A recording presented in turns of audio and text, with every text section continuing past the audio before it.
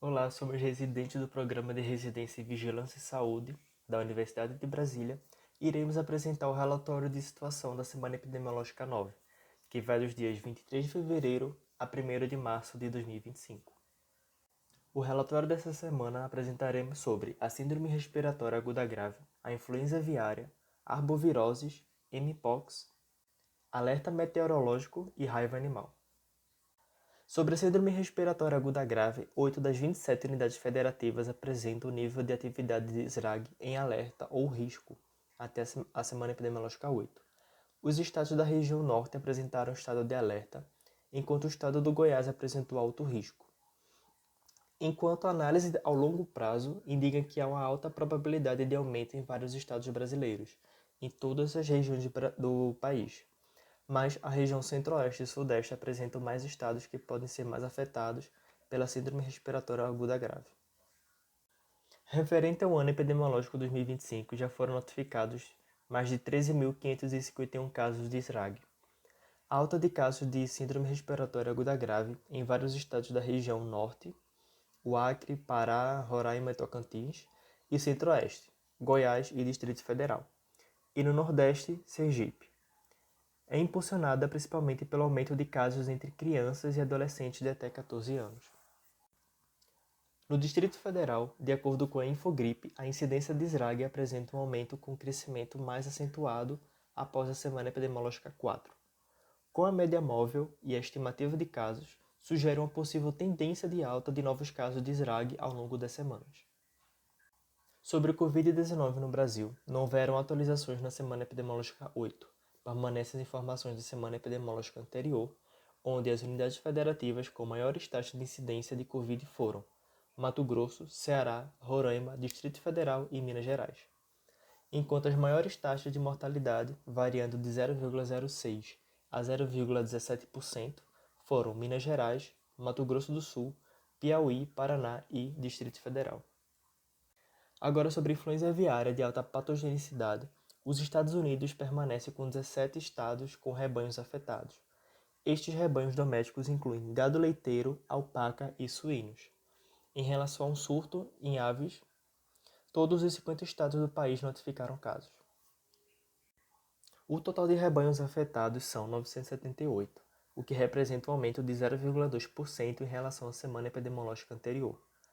O estado da Califórnia continua sendo o estado com maior quantidade de casos e o único que apresenta aumento, totalizando 748 casos, porém, apenas um aumento de 0,1% em relação à semana passada. O estado do Colorado e Idaho são o segundo e terceiro estados com maior quantidade de casos. Não houveram aumento dos casos de rebanhos nestes estados no ano de 2025. Em relação aos meses, outubro, novembro e dezembro de 2024 foram os meses com maior quantidade de casos da doença em rebanhos domésticos. Em janeiro, teve expressiva queda, com um total de 42 casos, enquanto fevereiro até o momento houveram 16 casos. Sobre os casos de influenza aviária humanos, os estados com maior quantidade de casos foram a Califórnia e Washington. Com mais de 10 casos na semana epidemiológica 8, foram registrados casos em Wisconsin e Ohio. O Colorado é o terceiro estado com maior quantidade de casos, totalizando 10. Dos casos confirmados em todo o país, 41 tiveram contato com gado leiteiro, 24 com granja ou descarte de materiais provenientes de aves. 2 foram exposição a outros animais e 3 casos não possuem identificação da fonte. Sobre a presença do vírus em águas residuais nos Estados Unidos, não houveram atualizações na semana epidemiológica atual. No período de 9 a 15 de fevereiro, detectado o vírus da H5 em águas residuais em 12 localidades. Houve uma diminuição em relação à semana anterior, que foram 15 locais. O vírus foi encontrado em amostras em 3 estados, são eles a Califórnia, Connecticut e Nova Jersey. Sobre os casos de gripe aviária no Brasil, desde fevereiro de 2024 até o presente momento, foram realizadas 1.112 investigações. Foram coletadas 299 amostras e foram 13 focos positivos, todos de aves silvestres. Na semana epidemiológica 8, foram realizadas 9 investigações, 2 coletas de amostras e há 2 investigações em andamento e nenhum caso foi positivo. A investigação que estão em andamento são no Maranhão em uma gaivota de cabeça cinza, e no Rio Grande do Sul, em um pato. Em 2025 não houveram focos positivos, enquanto em 2024 foram encontrados focos positivos no Rio de Janeiro, em São Paulo, Espírito Santo e Rio Grande do Sul. Sobre os casos de dengue no Brasil, até a semana epidemiológica 8, a incidência dos casos do ano de 2025 é 6 vezes menor que a incidência de dengue no ano de 2024, durante o mesmo período de tempo. Em 2024, as regiões do Centro-Oeste e Sudeste foram os mais afetados, principalmente o Distrito Federal, que apresentou coeficiente de incidência de 4.584 casos a cada 100 mil habitantes, enquanto em 2025 o coeficiente é de 128 casos por 100 mil habitantes. Em 2025, os estados mais afetados são o Acre, com incidência de 745 casos para cada 100 mil habitantes, em seguida São Paulo, com coeficiente de 548, e Espírito Santo, com 486 casos por 100 mil habitantes. Ao observar o histograma do número de prováveis de dengue do ano de 2024 a 2025, é perceptível que os casos de 2025 são inferiores ao de 2024. No entanto, desde o fim da epidemia de 2024, os casos têm aumentado gradualmente. Em relação aos óbitos causados pela dengue, São Paulo registrou a maior quantidade de óbitos em 2025, totalizando 148, com aumento de 20% em relação à semana epidemiológica anterior, com praticamente a mesma quantidade de óbitos no mesmo período do ano. Assim, é necessário maiores atenções ao Estado. A quantidade de óbitos total do país é de 85% menor que a quantidade de óbitos em janeiro de 2024, que chegou a 1.076. Mas, em relação à semana anterior, o número de óbitos de dengue de 2025 aumentou 20%, de 158 óbitos, passando para 191 óbitos registrados. Enquanto sobre os casos de chikungunya no Brasil, os estados com maior coeficiente de incidência em 2025 são Mato Grosso, com 439 casos por 100 mil habitantes, superior à incidência do ano passado, Mato Grosso do Sul, com 72 casos, e Minas Gerais, com 20 casos, e o Acre, com 19 casos por 100 mil habitantes. As incidências de 2025 estão similares a 2024, afetando os mesmos estados, como Mato Grosso, Minas Gerais e Espírito Santo. Sobre os casos de Europush no Brasil, até o presente momento, a quantidade de casos confirmados são de 5.514, o qual representa um aumento de 13% em relação à semana anterior. Os estados com maior quantidade de registros são Espírito Santo, com 4.643 casos, Rio de Janeiro, com 485 e Paraíba, com 287. O Amapá iniciou o registro dos casos em 2025, sendo os primeiros 20 casos na semana epidemiológica 4, que até então não tinha sido informado. Como é considerado um estado amazônico, a doença é endêmica na região. Vale ressaltar que no ano de 2024, o Espírito Santo notificou no total 5.861 casos, e a quantidade de casos até a semana epidemiológica 7 já representa 79% desse valor.